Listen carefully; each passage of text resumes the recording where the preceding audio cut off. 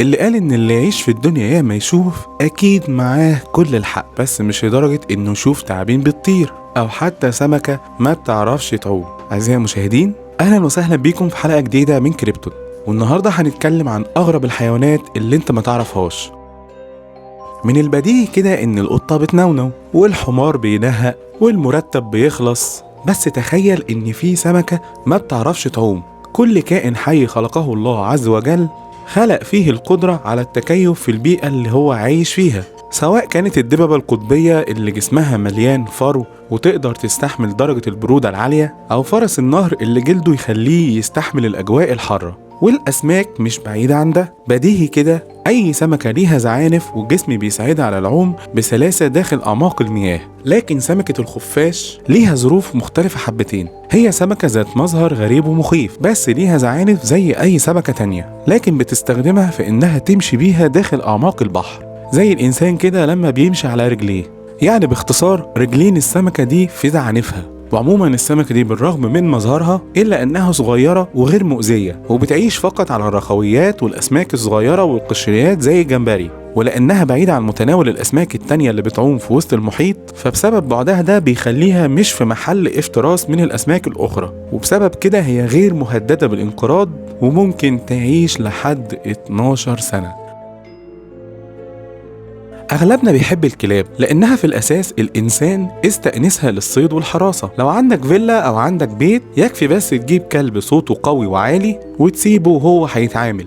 نباح أي كلب كفيل إنه يدب الرعب في قلب أي حد يفكر يقرب منه. لكن ما تستغربش لو قلتلك إن في نوع من الكلاب ما بيعرفش يهوهو من الأساس. الكلاب في الأساس هي من الثدييات الآكلة للحوم، والإنسان قدر إن هو يستأنسه من أكتر من 15,000 سنة فاتوا. وطول عمر الكلب رمز للوفاء والقوة والصداقة، ومن أكتر الحاجات اللي بتصحينا وقت الفجر هو نباح الكلاب. والكلاب أنواع كتيرة زي كلاب الصيد وكلاب الحراسة وكلاب الزينة والكلاب العاملة اللي هي بتعمل مهمات معينة بيطلبها منها الإنسان. لكن فصيلة كلاب الباسنجي هي كلاب فريدة من نوعها، نشأت أول مرة في مصر القديمة ومنها انتقلت للكونغو ووسط أفريقيا. والكلب ده يقدر إن هو يعوي ويصرخ ويسعل، لكن النباح أو اللي احنا بنقول عليه الهوهوة ما بيقدرش يعمله. وتم تصدير كلاب الباسنجي أول مرة لإنجلترا سنة 1937، وبعد كده شق طريقه للولايات المتحدة الأمريكية. وبسبب قلة عددها في البداية كانت الفصيلة دي مهددة بالانقراض، لكن تصديرها لحق فصيلة الكلاب دي إنها تنقرض. ومن مميزات الفصيلة دي إنها نظيفة جدا في نفسها وجيدة في التعامل مع الأطفال،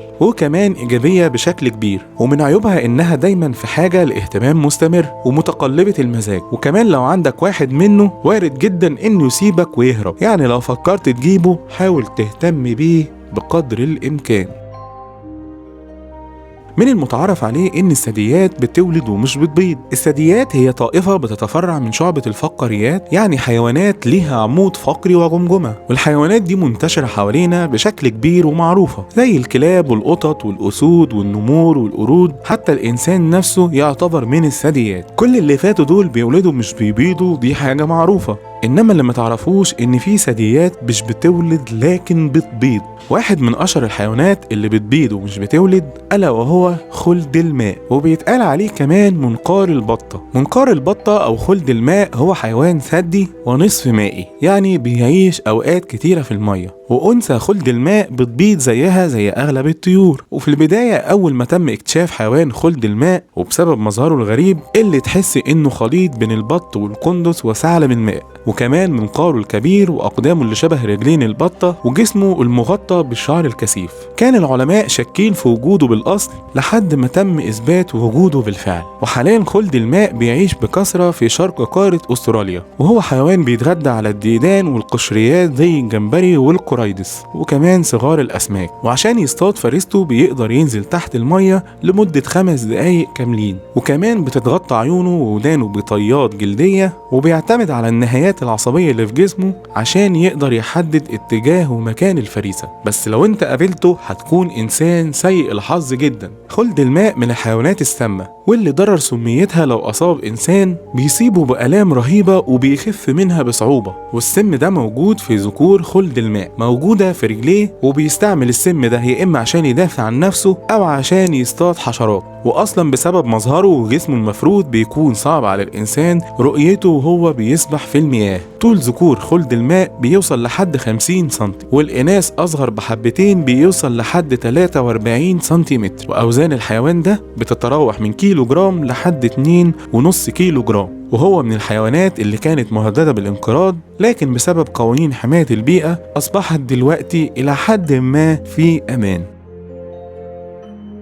لو قلتلك إن في حيوان مهما تعمل فيه، مهما تمرمط فيه وتبهدله، حتى لو ولعت فيه عمره ما هيموت، عمرك ما هتصدقني. لكن صديقي للأسف أنا هخيب ظنك وأقولك إن ده حقيقي ومش مجرد كلام. الدب المائي هو حيوان مجهري، يعني صغير لدرجة إنه يتشاف بالميكروسكوب فقط. ومن مميزات الحيوان ده إنه يقدر يعيش من غير هواء ومية لمدة 10 سنين، وممكن يستحمل درجة حرارة عالية توصل لحد 357 درجة فهرنهايت، ويقدر يعيش في درجة حرارة تحت الصفر توصل لحد 273 درجة، وكمان يقدر يعيش لحد 200 سنة كاملين. ولو فاكر كل اللي فات ده غريب، خليني أقولك اللي أغرب منه كمان. تم إرساله للفضاء في سنة 2007 وفضل 12 يوم بره كوكب الأرض، وبالرغم من ضعف الجاذبية والرياح الشمسية قدر إن هو يتكاثر، والبيض بتاعه فقس وعاش عادي جدا. وهو بيعيش بنسبة 90% في المياه العذبة، والباقي منه بيعيش في المياه المالحة. وبالرغم من صغر حجمه الضئيل جدا للغاية، إلا إنه بيتصنف على إنه أقوى حيوان في العالم. وعموما نتمنى إن العلم يكتشف لنا حاجة أقوى منه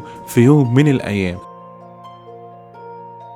لو قعدنا مع بعض على القهوة وقلتلك إن أنا شفت تعبان بيطير، يا هتسيبني وتمشي وتقول عليا مجنون، يا إما هتقولي يا ابني أنت برضو مجنون، ولا أنت ما نمتش كويس، ولا أنت بتخرف، ولا إيه. بس الواقع إن في فعلا تعابين بتطير. الثعبان الطائر أو فلاينج سنيكس هي واحدة من أغرب فصائل الثعابين على مستوى العالم، وهي بتحتوي على سم علشان تقدر تصطاد بيه فريستها، لكن سمها مش قوي للغاية بالنسبة للإنسان. ولو سألتني إزاي بتطير، فأنا هقولك أولا إن هي ملهاش جناحات، يعني هي مش مخلوق أسطوري أو مخلوق عجيب. الفكرة كلها في ميكانيكا جسم التعبان نفسه. التعبان خفيف جدا وبيسمح له إن هو يقفز بشكل كبير من شجرة لشجرة. يعني الموضوع باختصار إن أخينا التعبان ده مش بيطير بالمعنى الحرفي، لكنه بيعرف ينط بشكل منسق وقوي وسريع. والموضوع بيحصل كالآتي: بيكون التعبان عاوز ينط من شجرة لشجرة تانية حتى لو على مسافة بعيدة، بياخد وضع استعداد ويرجع ظهره وجسمه لورا ويروح ناطط مرة واحدة بشكل سريع على الشجرة اللي قدامه، وبكده بيختصر وقت كبير جدا وبيقدر يصطاد بيه فريسته بمنتهى السرعة والسهولة. ومن أجمل الحقائق عن التعابين دي إنها بتقدر تغير جسمها في الهواء أو قبل ما تنط عشان تقدر تدي نفسها دفعة قوية وهي طايرة في الهواء.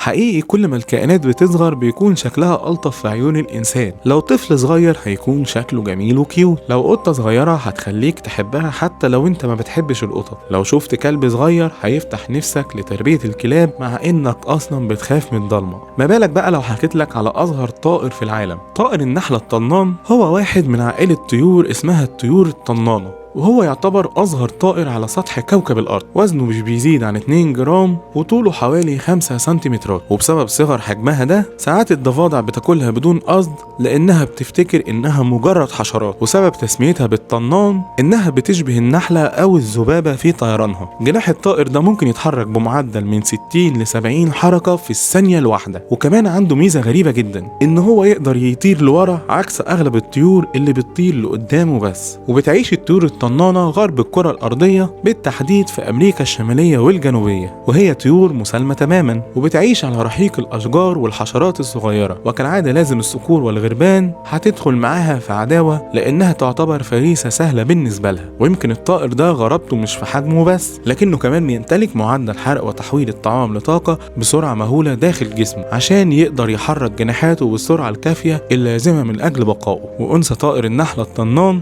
ممكن تبيض لحد بيضتين في المرة الواحدة، وعموما صعب ان انت تشوفه من اول مرة لانه هو اكبر من النحلة بحاجات بسيطة، ونتمنى ان يجي علينا يوم ونلاقي طيور اغرب واغرب. وبكده تنتهي حلقتنا. قولوا لنا حابين نتكلم في ايه في الحلقات الجاية. ما تنساش تشترك في القناة وتعمل اللايك وتفعل الجرس عشان توصلك كل حلقة جديدة. كمان ما تنساش تشوف الحلقات اللي فاتت، واشوفك في الحلقة الجاية.